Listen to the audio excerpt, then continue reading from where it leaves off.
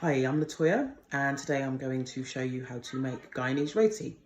So roti is a traditionally Indian flatbread, and it became part of the food, culture and story of Guyana and Trinidad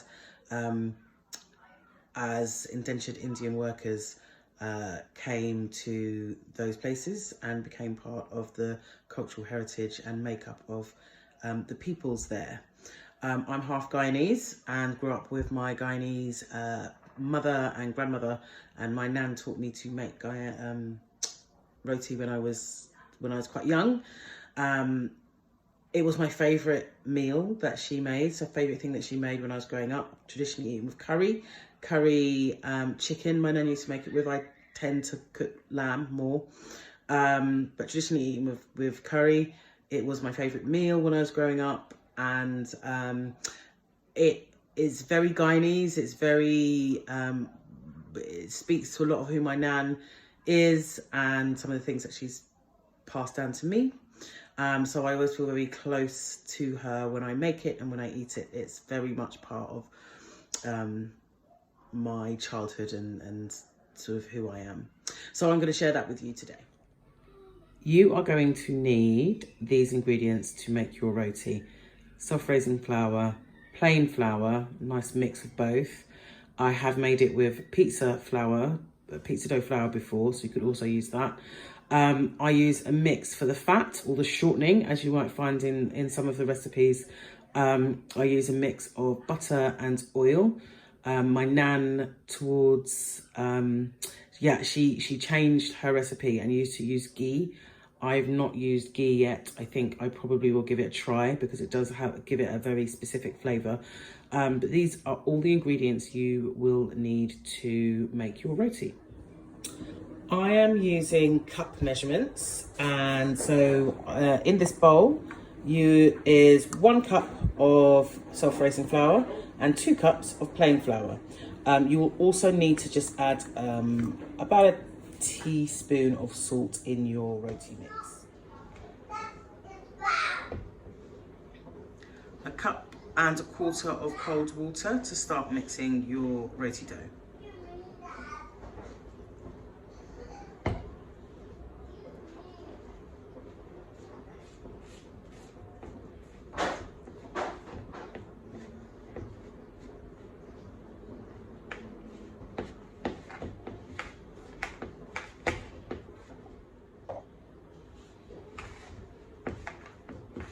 You'll need about 1.25 cups of water, of cold water to start mixing your roti dough.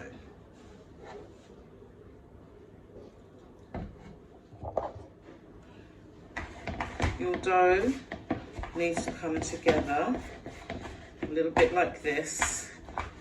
Make sure it's not overly sticky.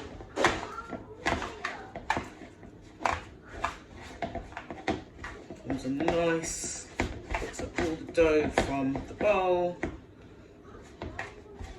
and forms a nice dough which you are then going to cover with a wet tea towel or wet kitchen roll and leave for about 15 minutes.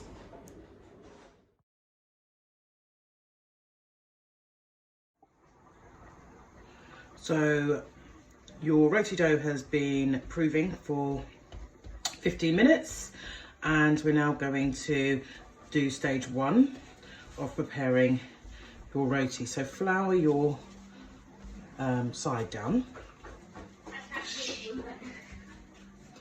and the mixture, which was 2 cups of plain or all-purpose flour and 1 cup of self-raising, makes enough dough mix for 6 rotis. So what you're going to do now is make sort of a sausage shape out of your dough mix, which will allow, and then you're going to divide it into 6. So you end up with 6 rounds.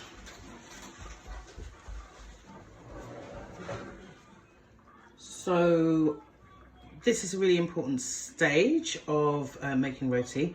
I've divided our dough into 6 pieces, which will make you 6 rotis. And I am now beginning to get them ready for the next phase. So here I have a bowl which has got a mixture of melted butter and olive oil, some greaseproof paper. You have rolled each of your pieces out into a round, or as round as you can get them. It's a bit more rectangular. So you will spread your oil and butter mixture, or ghee, or shortening, over the surface of your roti. You will cut from the center outwards and then roll into the shape of a cone your buttered roti. Keep rolling so you've got a cone, and then you will tuck in the ends.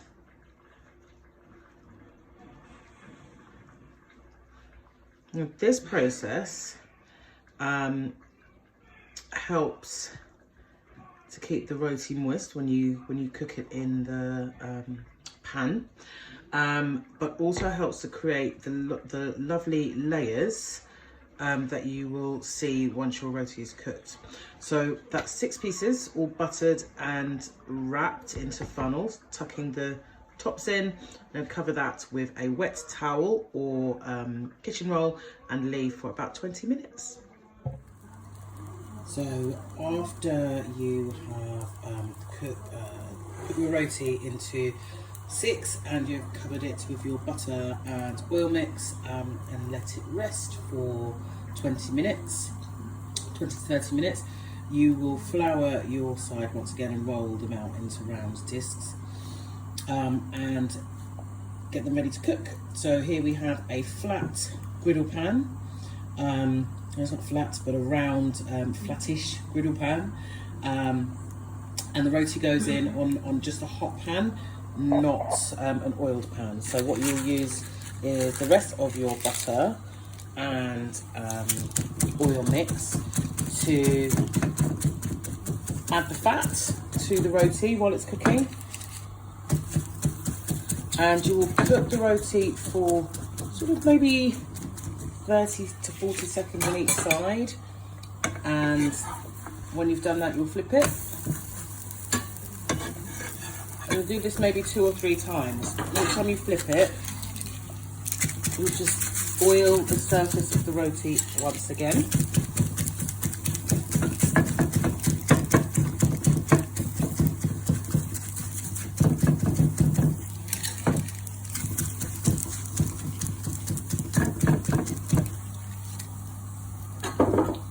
One more time. Colour like this on the surface of it. Another 30 seconds and then your roti is done. Now, the very last thing you will do with each of your rotis after you take them out of the pan is to clap them. Now, this is one of the things that I remember my nana, the sound of this so well from when I was growing up. But all the work that you did in putting putting the fat onto the roti in the stage before this one, rolling it into a cone, tucking the ends in and leaving it to sit. What that does is create really, really beautiful layers. And you are now going to lift the roti and clap it between your hands, and this helps to bring out all those lovely layers, nice and soft and ready for you to eat with your curry. So that's 6 rotis. I'm making chicken curry. I've made chicken curry to go with it.